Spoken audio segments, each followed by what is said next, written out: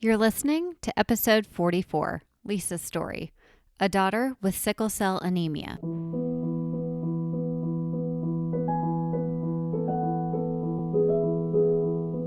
Hi, and welcome to the Child Life On Call podcast. When your child is sick, the whole world seems to stop in its tracks. Plans and priorities change, and your number one job becomes figuring out how to get your child well again. For some of us, rest, medications, and relaxation can do the trick. But for others, it takes more. It takes countless doctor appointments, invasive medical testing, therapy, surgeries, the list goes on, and then you still may not have all of the answers or results you were hoping for. This podcast features parents of children that have an illness or medical condition and gives them a place to share their own journeys and experiences. We will talk about the ups and the downs, the highs and the lows, but one thing seems to remain the same.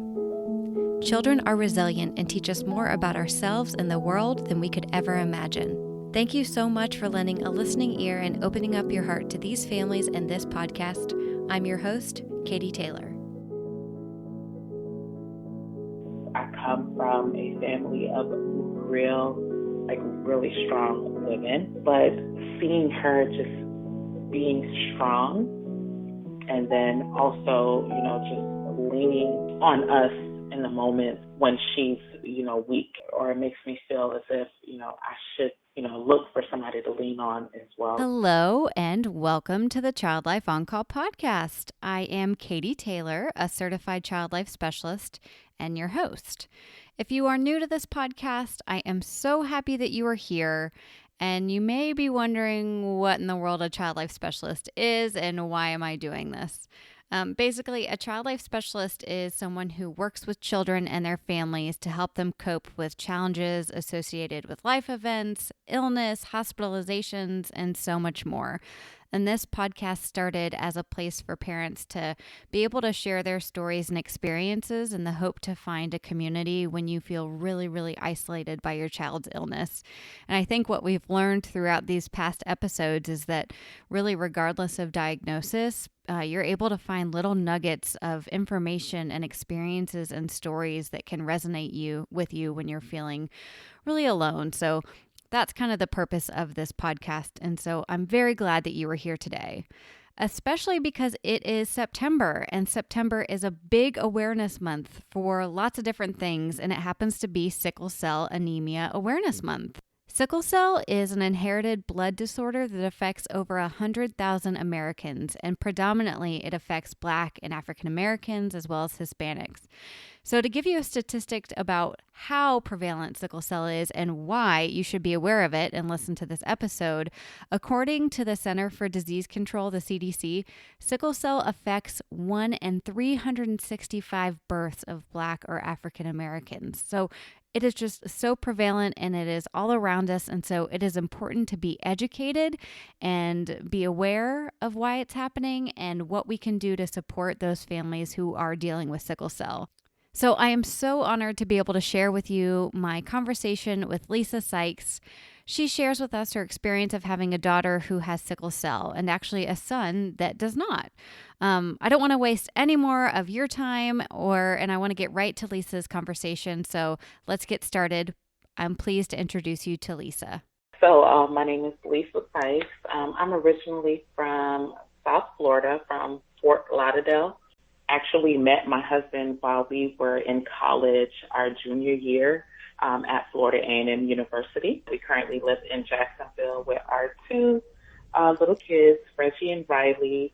Reggie, he's 9, he'll be 10 in November, and Riley, she is 2, going on 22. Been together 14 years. Wow. And married for 7, so we've got some history. So. Gotcha. And I was looking at your Instagram, and it seems your daughter Riley and my daughter Cameron were born very close. So my daughter was May 3rd, 2018. And when was Riley born? She was born April 27th, 2018. Okay, there we go. Her due date was actually May 5th. But we didn't go that far into the pregnancy because I guess you could say something strange, weird, like during that last month where you start seeing the OBGYN every week. Yeah. She went from like, there was one week we went and she was like 7 pounds, Oh or my like gosh. 6, nearing 7. And then the very next week, I think it was like the 37th week, when I went for an appointment, she was like close to like 9 pounds.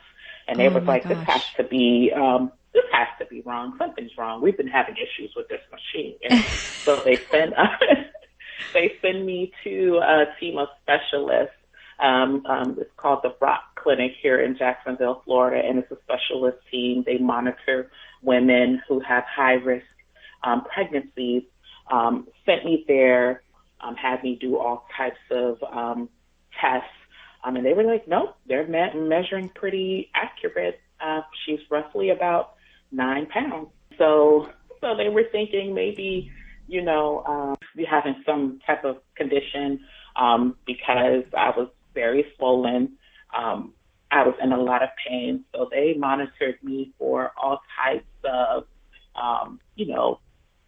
utero conditions like, diabetes, high blood pressure. My blood pressure was fine. My urine tests, had to walk around and pee in a container for like 24 hours. All of that came out fine. And so they were like, Lovely. yeah, it looks like you just might have a pretty big baby. So we're going to estimate her to be roughly about 9, maybe close to 10 pounds. But I'm pretty sure she'll be 9 pounds. So we come in my 39th week, and we came in for a scheduled C-section, and they pulling her out like, whoa, whoa, whoa. Oh, she's a big one. And you can just hear the nurses and the doctors in there like just guessing as if, I don't know, bingo, some type of game where you have Right. to like guess the numbers, and they put her on the scale and everybody goes nuts, and she's like 11.2 pounds, 11 Stop pounds. it. Yes, 11 pounds, 2 ounces. Um, um, she was, What? yes, and she was a pretty big baby. Big baby, even bigger attitude. So I can see how all of that balances out. So. Oh my gosh. I feel for you for sure. Oh, because I have to put this in perspective. Cam, my daughter, was 6 pounds, 5 ounces. And so sweet Riley was like double her size, literally. Yes, yes. Double Oh the my size of most gosh. babies, I guess you can say. Yeah. Oh my gosh. Okay, so take us from there. So she comes into this world nice and big and ready to go. And I guess that kind of leads us into why we're talking today. If you want to tell us a little bit about Riley. Yes, I guess I can't really say it's something that was brought up during, or we found out during our pregnancy, because we always knew that there was a possibility. And when I met my husband in college, he, I guess while we were getting to know each other, I told him that I was Haitian because I'm of Haitian descent. My mother and father, they're from Haiti. And so he was like, oh, you're from Haitian descent? You're of Haitian descent. You need to find out if you have the sickle cell trait, because if you have sickle cell trait, then we can't move forward in this relationship. And I was like, what are you talking about? I was like, Yeah. that sounds pretty ignorant for you to say. I said, if we have a history of sickle cell in my family, I had a cousin that passed with complications from sickle cell, and I knew my sister had the trait. It just kind of sort of totally just went over my head. To not Yeah. think that maybe I may be a carrier. But I was like, yeah, I'm pretty sure my mom would have told me, or I would have known by now. So, like, I don't know why you're making a big deal out of this. And he was like, well, I've just always known all my life that I'm a carrier. I have the trait. So I feel like we're moving in a very serious direction, and I just want to make sure before we move any further that you don't, because I don't want to potentially have a child that may end up with sickle cell disease. How that conversation just came and went, I don't know, because we had that conversation at one point and we never ever had it again until we found out that I was pregnant with my son. And that was just, nerve-wracking, because after we did, because they knew he had the trait, so they wanted to make sure that see whether or not I had the trait as well. So my blood test samples, whatever came back that I had the trait. And so, of course, they explained everything that he explained during that conversation that we had when we were in undergrad. He could either have the trait or he could have the disease. He could have SS or SC. And there's a way that you can find out prior to that. And I forget what the procedure is called, but it's like when they stick a needle into the placenta and they test it to see, what types of diseases that the child can have. But at that time, I believe the percentage or the possibility of me possibly miscarrying was higher than what I know it to be now with that procedure.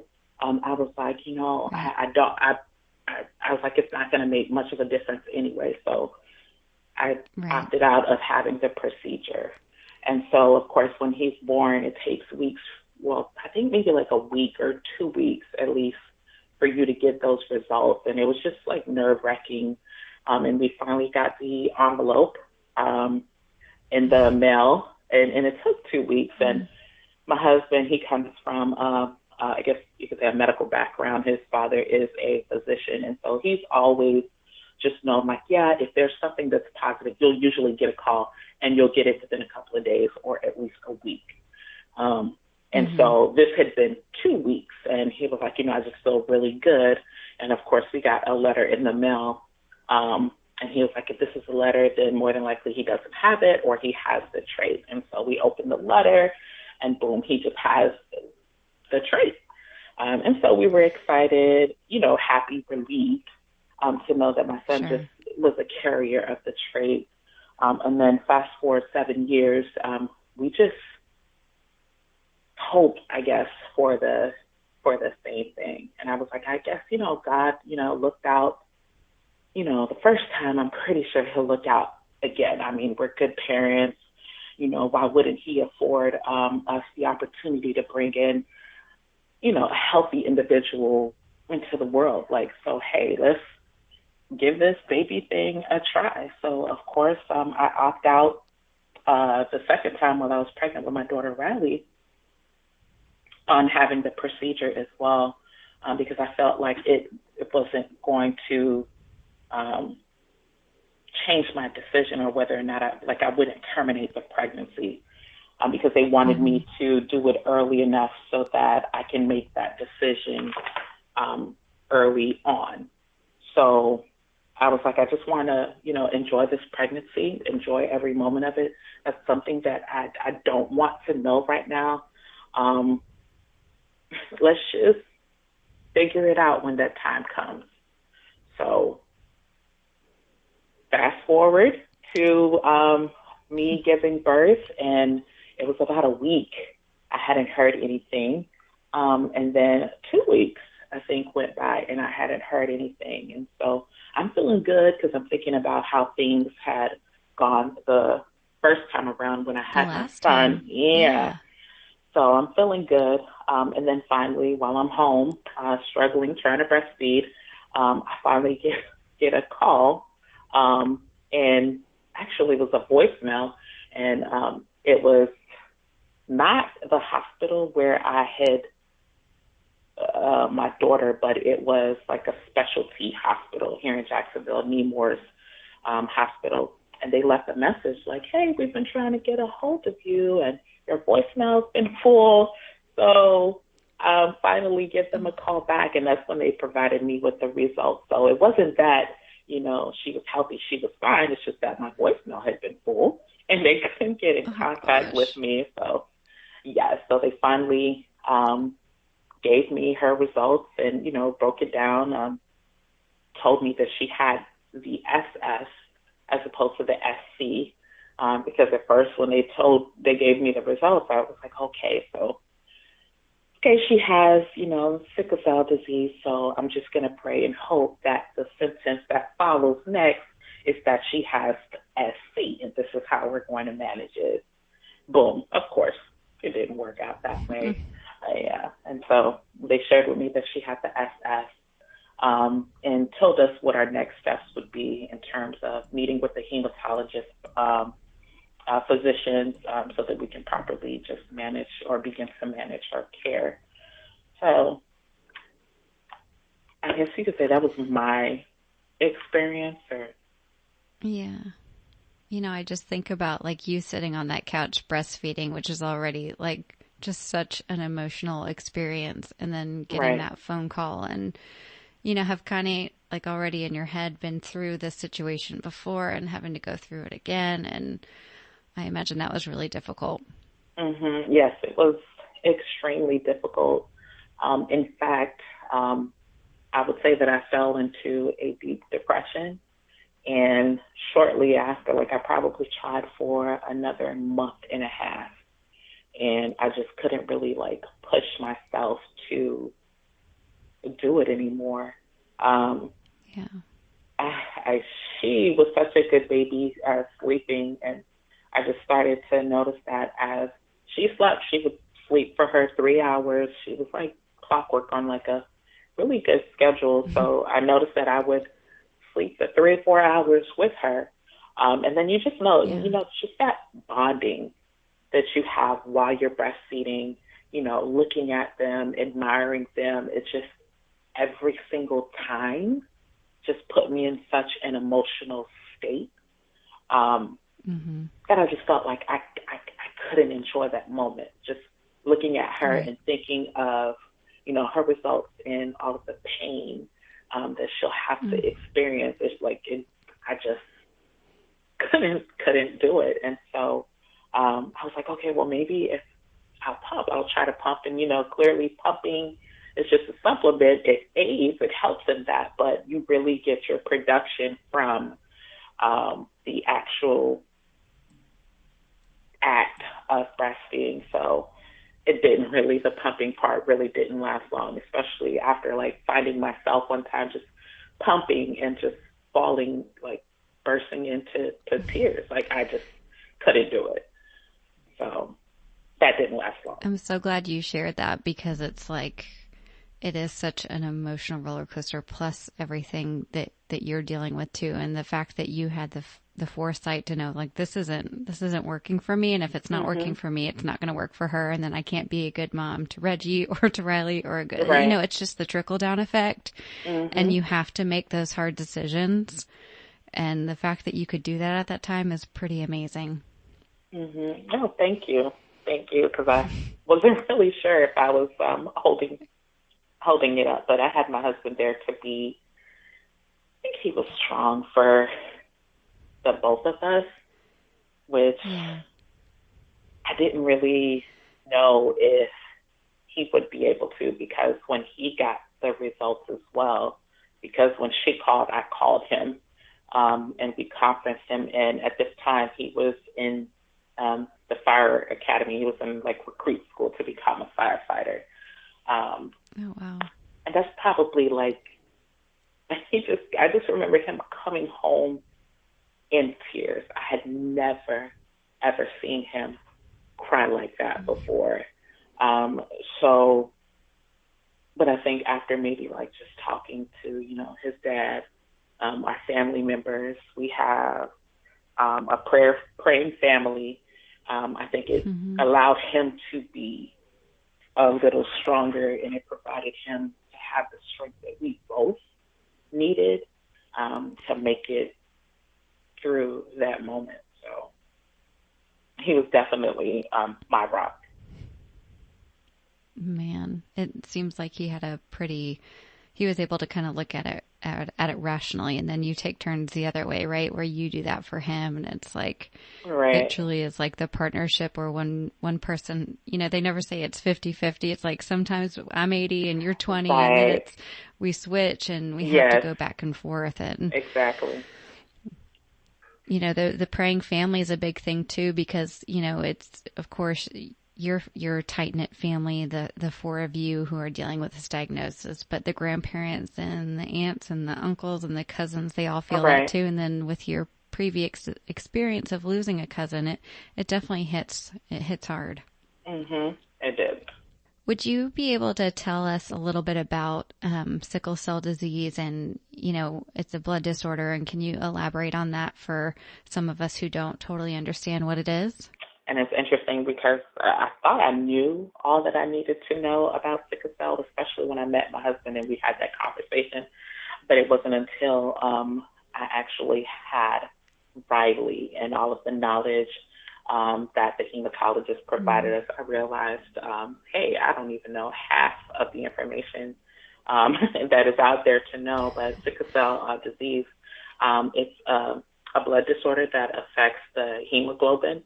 And the hemoglobin is the molecule in the red blood cells that it carries oxygen to the cells throughout the rest of the body. So where you would have like a healthy individual like you and I that would have like a perfectly round, circular, like I like to say quarter shape type of blood cell, the sickle cell disease, it causes for that red blood cell to sickle, hence sickle cell disease. And so people with this disease that have that distorted sickle blood shape, it causes just sometimes like a shortage of oxygen, of course, because of sickle, it can't carry oxygen to the rest of the body, which can ultimately cause them to fall into a sickle cell pain crisis, or like when you think of blood not flowing into different parts of the body, that can cause for, depending on where it's not flowing, it can cause for that organ to just fail. So it can also cause not only the pain crises, it can cause organ failure, and ultimately also a stroke, because you don't have that blood flowing properly sometimes to the rest of the body, and that's including the brain. And so that's a sickle cell disease in a nutshell. In fact, when she turned 2, we started she had her first,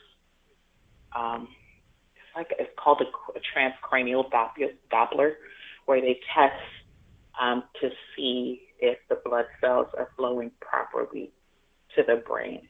And that can give them an indication on whether or not she, is at risk for a stroke at a very young age. And that's something that she'll continue to have throughout her life, because, of course, it's always going to be a risk for her. In fact, I spoke to someone who had the SC.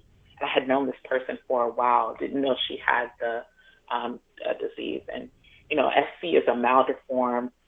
Most people that you talk to will say that people with SC, they don't experience any complications. So it was interesting to meet this person and to find that she experienced several complications. Ultimately, she experienced a stroke as well.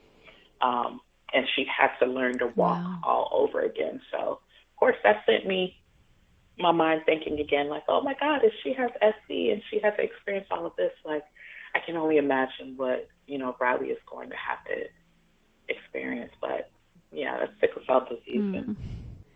You talk a little bit about the pain crises that she has to deal with. And I think about, if she's just 2 now, how do you get her to communicate with you? Or you just kind of in tune with how she's feeling and staying on top of it? Or what have you taught her that has been helpful that she can tell you about how she's feeling?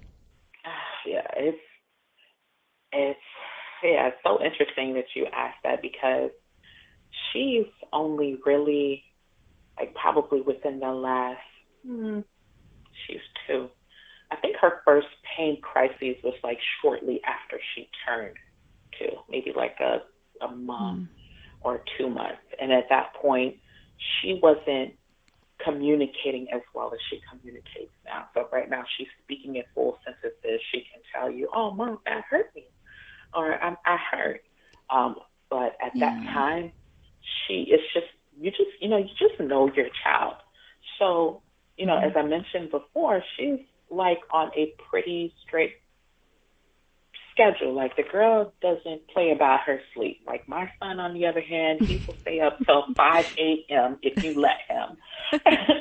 But her, no, she doesn't. She doesn't sleep later than 10:30.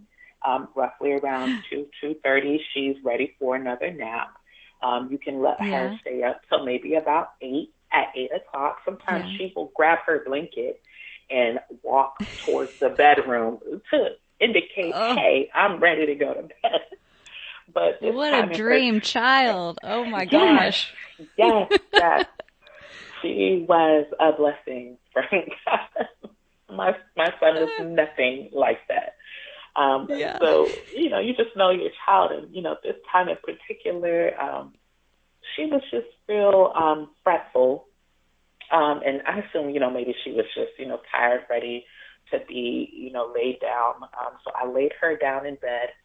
But I could still hear her, like, just whimpering and crying. And she hadn't fallen asleep. Sometimes, it's time for her to go to bed. It's 8 o'clock. And you'll lay her down. She'll probably whine for like 10 minutes, but eventually she'll fall asleep. But it had been 20 minutes, and she had not fallen asleep. And so I went into her room to check on her, and she just looked up with this, like, pain, like this scariness in her eye. I can't even explain the look that I saw in her eye. And she was, like, just shaking. You could tell that she was trying to get comfortable, but there was a side that she just wasn't, like, it's the side that she likes to roll over and sleep on, but she just couldn't really roll over on that side. And so I picked her up, I put her on the floor, and I stood her on the floor, stood her up on the floor. And normally, if she just wasn't ready for bed, she would just, run on out, play with her brother, and she didn't do that. She motioned for me to pick her back up as if, she couldn't stand. So just that thing kind of sort of like triggered, oh my gosh, she just turned 2. I know the last time that we had went, that she had blood work done, they mentioned that she still had a lot of her fetal hemoglobin there, which, they were like, we normally don't see this. It looks pretty good, because without the fetal hemoglobin, which is the good blood cells, and she still had a lot of, my blood in her as well, that would prevent her from having any pain crises. So I was like, the last test she had, they said, her numbers, her blood cells look pretty good. Her hemoglobin looked really awesome. But she just turned 2. That was still a couple of months ago. Let me see. So I backed up a little bit. I stood her on the ground, and I told her to walk to me. And I noticed she had a limp, and she ultimately couldn't finish the walk. And I was like, okay, so she's having a pain crisis. Called the hematologist. I just wanted to make sure that what they had trained us, I knew. And so I just started to, give her her Motrin. Gave her her Motrin, and she was able to sleep through the night. But when she woke up the next morning, you could still see or still tell that she had that pain in her leg. That didn't stop her from playing and running around, especially as long as you gave her, like, her Motrin and her Tylenol. So that was, like, the first pain crisis. The second pain crisis happened the same way in the middle of the night, but this time she was crying a lot more. She couldn't walk. Before it was a limp. This time she just pretty much couldn't walk at all.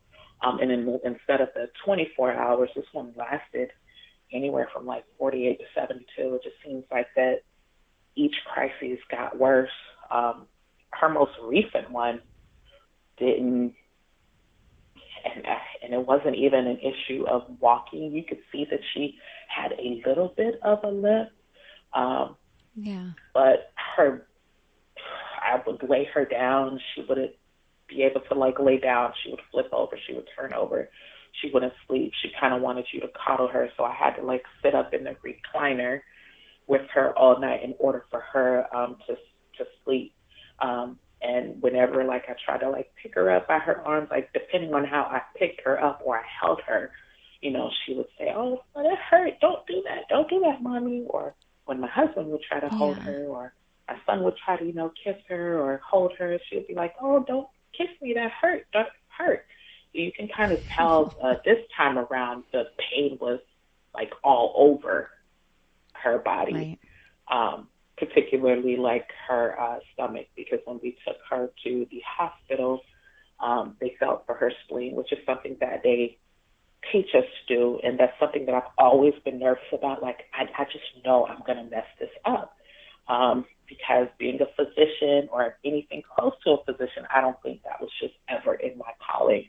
Like, every time they would show me how to, check for the spleen, it's like I kind of felt it, but I kind of didn't. And I was like, I do not want for the most important time where I should be able to detect that there's something going on with her spleen, that I'm not able to detect it and something is actually going wrong with her spleen. And so when we took her to the hospital, they felt it and they were like, "Yeah, her spleen is slightly enlarged." And I was like, oh gosh, I messed up. And, that would explain why she couldn't really lay down to get any type of good rest, because it was enlarged, so it was causing her like pain in her stomach. That would explain probably why she wasn't eating, she wasn't really drinking. And this one, I think, started like on a Sunday night and didn't really end until Saturday. Wow. I could say Saturday is when she was able to finally, show signs that she's feeling much better and she was back to her normal self. So I think she was able to communicate, the last one, but the first couple of ones, it was just all about just knowing her and being in tune, with her as a parent, as a mom. So she didn't have to communicate anything at all those first couple of times around. It just sounds like so much pressure, to have to feel their spleen, to have to be in tune to things when they can't communicate, to say, is this a hospital visit? Is this not? It's just, it's a lot of pressure on you to be making these big decisions.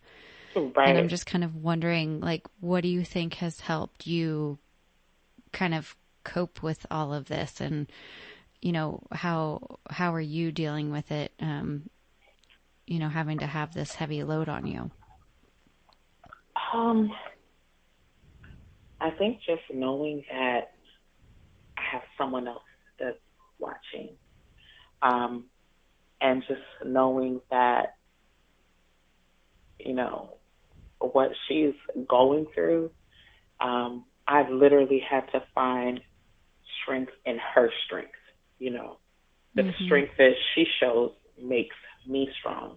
And I think the strength that I show makes my son strong, because I have to keep in mind that we have another child and he's watching.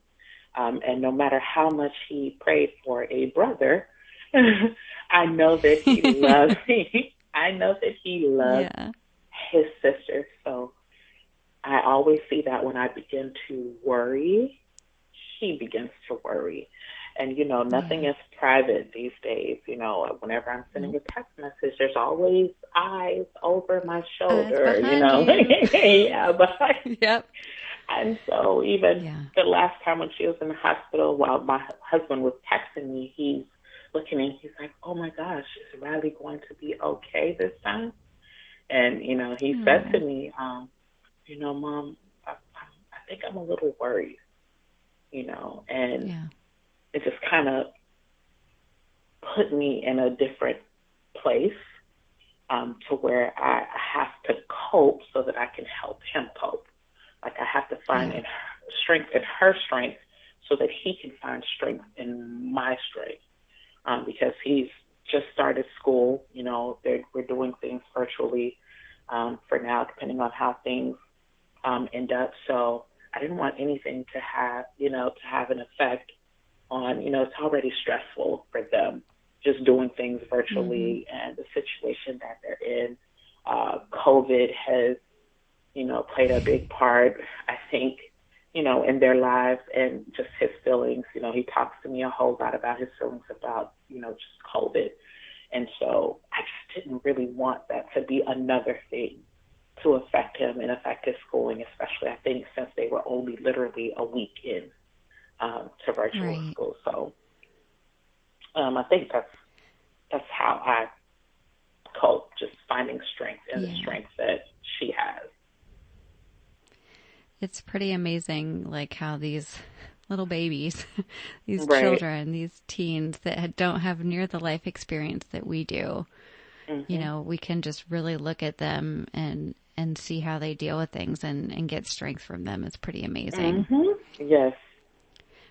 And thinking about Reggie, it's like the fact that he can say to you, Mom, I feel worried about this. Like, I mean, that says a lot about, what you do for him and how he can say that to you and have a safe space back. That's pretty cool.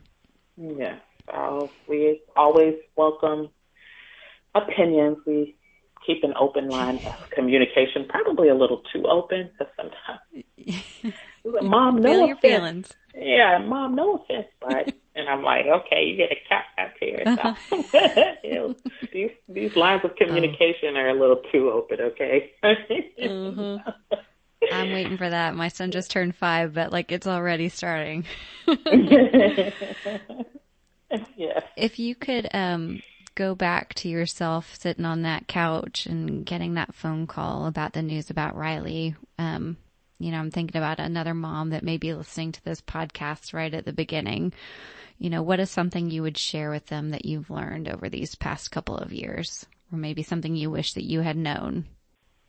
Just to make sure that you stay as educated as possible on the disease. I think especially when they're so young, and them not really having a way to communicate, you just have to like really be in tune with that child. And I don't know if there's anything really that I can say, because I feel like as a mother, like we just know, we know.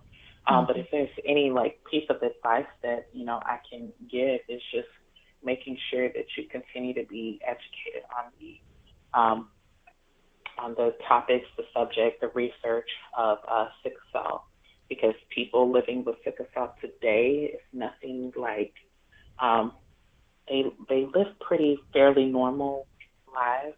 I guess each case is different, but science now, or science today, is nothing compared to the science there was back in 1995 when my cousin passed from sickle cell. So it's come a long way, and you just ultimately want to trust your team of physicians.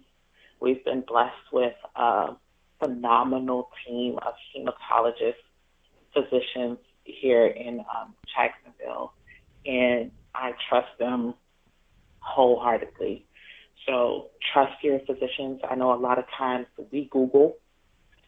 Google is our doctor. Yep.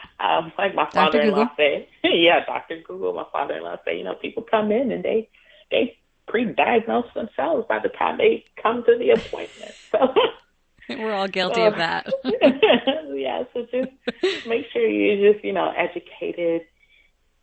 Trust your team of physicians, and ultimately, I think it'll force you to change your lifestyle, because in order for them to be healthy or live healthy lives, they have to consume healthy things. Like we have to make sure she stays hydrated, which are things that we should be doing for ourselves, as well. Right. So it kind of forces you to make the changes, the necessary changes that you should have made years ago anyway. So just educate Right. yourself and, trust your team of physicians and keep a healthy lifestyle.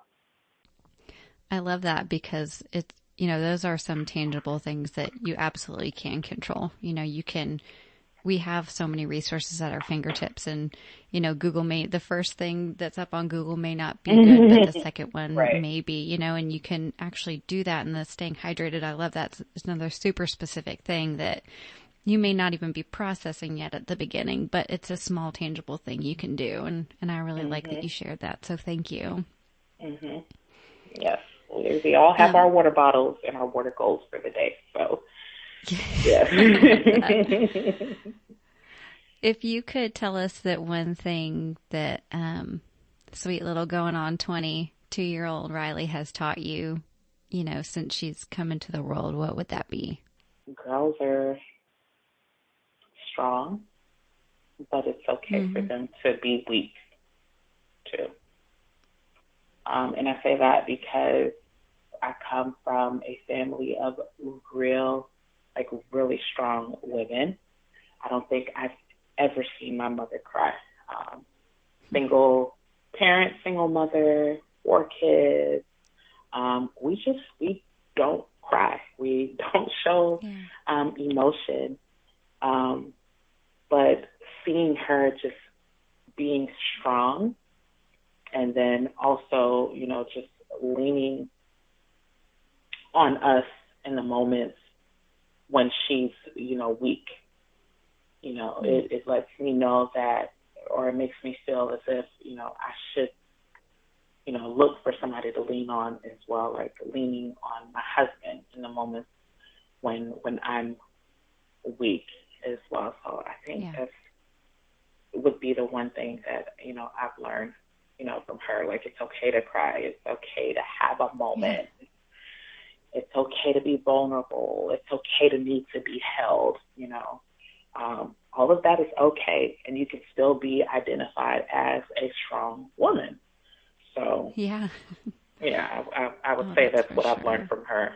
Mm-hmm. Would you be able to share any of your favorite resources that you have kind of found in the past couple of years that you feel like you've really been able to go to? I know you mentioned your team of physicians, which is huge, but if there's any other things that would be accessible to people listening to the podcast.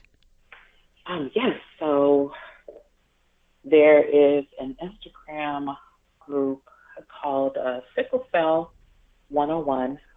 You can follow them on Instagram. They share a wealth of knowledge, and they try to stay, or they do stay, as up to date as possible with, just the medical advances that are going on in the sickle cell world. There's also a book that our hematologist physicians gave us at our first appointment, right after they shared with us her diagnosis. It's called Hope and Destiny, a Patient and Parent's Guide to Sickle Cell Anemia by Dr. Alan, I think it's Sacerdoti. And it kind of sort of breaks down, like, age to age of what you can, expect, which I felt was like just really helpful for me, because I was one of those moms that had, with my first pregnancy, Riley as well. Okay, it's third trimester, 6 months. What can I expect this week? So that book was really helpful in that aspect. And then someone gifted me like an awesome book. It's called Super Cells, and I posted that. I shared that on my Instagram. By Princess Walls, and it's a kid book that explains, the complications that someone with sickle cell anemia experiences. And I just thought I thought the play on the words, instead of sickle cells, is super cells, and, she has on a cape, and my daughter identifies that, oh, Mom, she has a cape, she's strong, she's super like me, sickle cell. And I just thought that this was just so, cool. And, she has cousins that, often ask, why is Riley in the hospital? Or what is wrong with Riley? So for anybody who's, looking to, break it down in the simplest terms of, what their child may be experiencing for their siblings or, their cousins or other children at their school, I think Super Cells by Princess Walls is an awesome book. So someone actually, gifted that to me. And then I gifted a book to my nieces as well. And so, awesome resource for kids. Lisa, thank you so much for sharing your story with us today. Make sure that you are sharing this episode with others, and not just those who may have sickle cell, but those who do not, because like she said today, there's a lot of stuff that she's carrying around, and it's just worth it for us to be able to listen and have empathy for other people in the world, and we don't always know what their experience is. She's really showing us what it truly looks like to be a parent of a child who deals with pain crises. She says, it's one thing to have to go to all these hospital visits and the ER visits, but seeing your child in pain is just, it's something that's indescribable. So it's important that we all learn a little bit more and listen a little bit more. Make sure you're subscribed to the Child Life On Call podcast, and please rate and review, because it makes it easier for other parents to be able to find us when we want to get the word out about these episodes. I will see you next week for another new episode, and as always, thank you so much for listening today.